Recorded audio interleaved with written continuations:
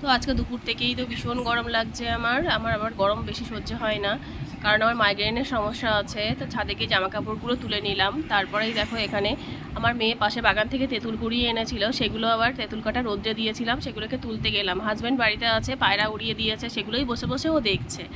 তা আমি ওকে বলছি যে আমি ক্যামেরা করছি, তুমি একটু তোমার মুখটা ঘোরাও।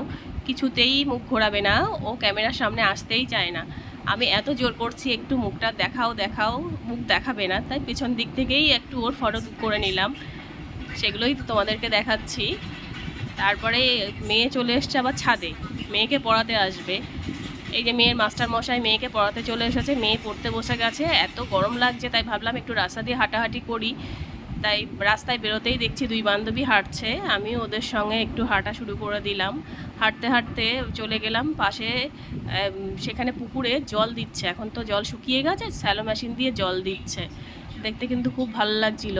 আবার হাজব্যান্ডকে বললাম যে আমি তোমার সঙ্গে একদিন ওই পুকুরে স্নান করতে যাব। তারপরে চলে এলাম বাড়িতে এসে চা বানিয়ে নিলাম আর ব্রেড গরম করে নিলাম আর মিষ্টি।